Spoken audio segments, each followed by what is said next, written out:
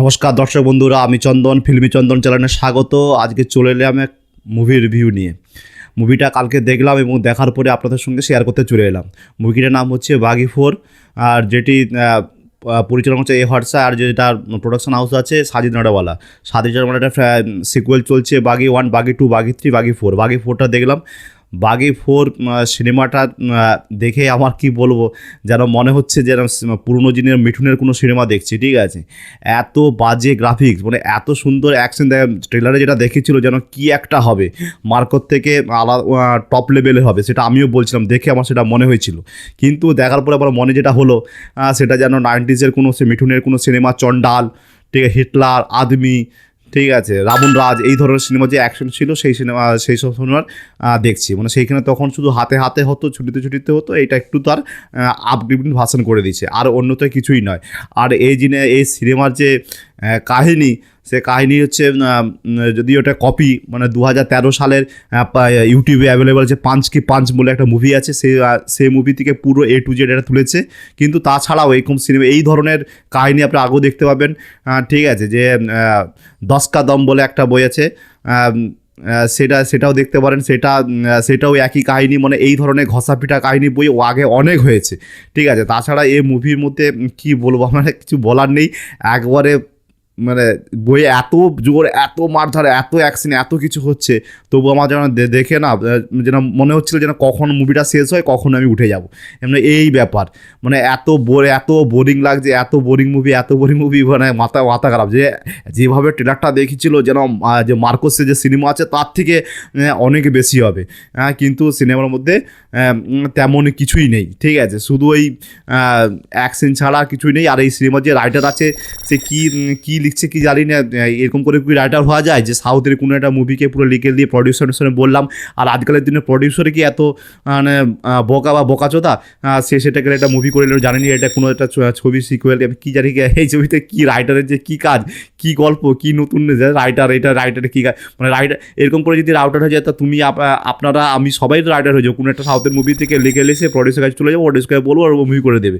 এই ধরনের মুভি হবে না। যে মুভির মধ্যে একটু নতুনত্ব আনতে হবে, কিছু ফ্রেশনেস আনতে হবে, তবেই হবে। হ্যাঁ, টাইগার শ্রফ এই মুভিতে মানে অনেক পরিশ্রম করে, অনেক অ্যাকশন করে, অনেক কিছু করার চেষ্টা করছে। কিন্তু অনেক কিছু করার চেষ্টা করলেও আমি আগে বলেছি, মানে আগে একটা আমরা সাধারণত সিম্পল কথা বলছি, সাউথের যে কোনো নতুন হিরো আর আমাদের বলিউডের নতুন হিরোর মধ্যে, তাদের যখন হিরোটা অভিনয় করবে না, তাদের সঙ্গে আপনি না কানেক্ট করতে পারবেন। কিন্তু এই আমাদের বলিউডের যে হিরো, ঠিক আছে, তাদের সঙ্গে ঠিক আপনি কানেক্ট করতে পারবেন না। ঠিক আছে, বলিউডের হিরোদের সঙ্গে সাউথের হিরো কোনো কম্পারিজন হবে, কারণ সাউথের হিরো যখন অভিনয় করে, আপনি আর আমি তার সঙ্গে কানেক্ট করতে পারবো, হ্যাঁ কিছু একটা হচ্ছে। কিন্তু যখন বলিউডের কোনো হিরো যখন মুভি করবে, তাদের মনে হচ্ছে যেন সে কী যে হচ্ছে, তা আমরা দেখে বোরিং লাগবে, হাই তুলবে। মানে বলিউডের সব অভিনেতার কথা বলছি না, ঠিক আছে, বিশেষ স্পেশালি টাইগার শ্রফের সত্যি বাঘি ফ্র্যাঞ্চাইজির বাঘি 1 মুভিটাই সব থেকে ভালো, আর বাদ বাকি কোনো মুভি ভালো না। আচ্ছা, এই মুভিতে অভিনয় করছে টাইগার শ্রফ তো মানে চেষ্টা করছে। ঠিক আছে, টাইগার হবে ড্যান্স, অ্যাকশন সবই যদিও আমার টাইগার শ্রফের থেকে বিদ্যুৎ জামালের অ্যাকশন আরও ভালো লাগে, কিন্তু বিদ্যুৎ জামাল যে কোথায় হারিয়ে গেছে তা কেউ জানে না। আপনাদেরকে মনে হয় যে টাইগার শ্রফের থেকে বিদ্যুৎ জামাল ভালো অভিনয় করে? আচ্ছা, তার সঙ্গে সঙ্গে হারনাজ কর সিন্ধু এখানে একটা টুইস্টটা কী আছে না, এতেও ভালোবাসে, টাইগার শ্রফকে ভালোবাসে। সঞ্জয় দত্ত যে এই ভিলেনের চরিত্রটি করছে, সেও হারনাজ, যে মেয়েটাকে ভালোবাসে তাকে হচ্ছে হারনাজ কর সিন্ধুর মতোই দেখতে, এবং সে মারা যাবে এবং তাকে দেখে মোটামুটি পাওয়ার চেষ্টায় সে মোটামুটি তাকে অ্যাক্সিডেন্ট করাবে, এবং বিভিন্ন টাকার বা পাওয়ার দেখিয়ে তা পুরো একবারে যে টাইগার শ্রফ যাকে ভালোবাসতো, ঠিক আছে, যে তাকে পুরো একবারে আলিশার পুরো নাম নিশ্চিহ্ন পুরো করে দিবে, যে মুছে দিবে, যাতে না কেউ আলিশার নাম খুঁজে পায়, এবং তাকে জোরজবস্তি পাওয়ার চেষ্টা করবে, এবং টাইগার শ্রফ তাকে ছাড়িয়ে দেবে। এই হচ্ছে বেসিক কাহিনী। এই ধরনের ঘষাপিটা কাহিনী, মানে ট্রেলারে যা দেখেছিল, মানে ট্রেলারে আবার একটা ইন্টারেস্টিং, ট্রেলারে যে যতটুকু অ্যাকশন দেখাচ্ছে অতটুকুই অ্যাকশন হবে, সেটা শুধু একটু কম ছিল, এটা একটু এক্সটেন্ডেড করছে, আর অন্য কিছু না। একটা বেকার এবং ফালতু মুভি। এই ধরনের বাঘি ফ্র্যাঞ্চাইজি, বাঘি 1টাই ভালো ছিল, ঠিক আছে, তাও আবার বাঘি 1টা ভালো লাগছিল সেই জন্য, তার ভিলেনটা ভালো ছিল, তার ভিলেন হচ্ছে সুধীরবাবু ছিল, তাই জন্য ভালো লাগছে।